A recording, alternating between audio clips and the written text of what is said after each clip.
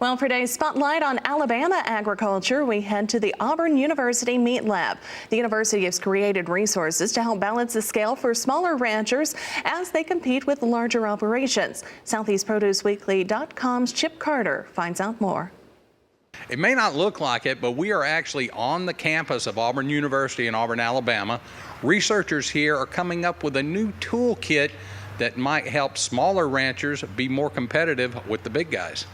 Christy, everybody prefers to eat local for a variety of reasons: the freshness, flavor, nutritional value. Can local producers really compete with bigger commercial growers? Yes, they can. What we wanted to determine is, why do people eat local meat? What do they think they're getting when they eat local meat? And what we found out through the research is, really people think that local a lot of times means that they can see the butcher cutting it at the butcher shop.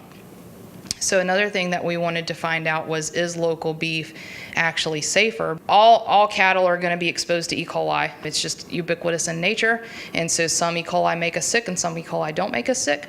And what we found was, through the process, there were different points in the process where E. coli might become a problem. And so we by no means want to say that local food was not safer, but we do want to say that producers, processors who are on a smaller level need to pay particular attention to their harvest procedures, because whatever they're harvesting does become food for consumption at some point in time. Because some of those producers may not have access to training as some of the larger companies do, then we wanted to provide some training to help those processors make sure that what they were providing to the community was exactly what the community thought that they were getting. Because everybody has to follow the same regulations, whether you're a large plant or a small plant. Ultimately, it's just, how do you comply with all of those regulations, and what intervention steps can you have throughout the process to make sure that that meat going out to the consumer is safe.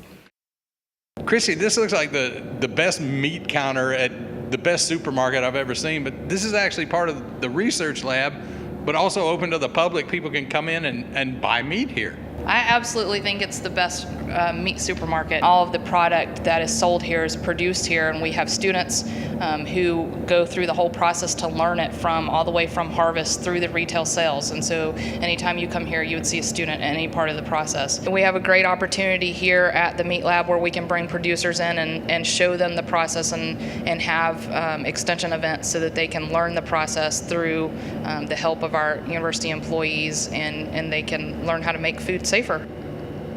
Food safety is a never-ending challenge for all agricultural producers. The smaller guys don't have the same advantages as the bigger guys, but it's nice to know there is some help on the way. At Auburn University, I'm Chip Carter from SoutheastProduceWeekly.com, reporting for RFD-TV. Thanks for that report, Chip. Now you can learn more from Dr. Bratcher's programs online at ansc.auburn.edu.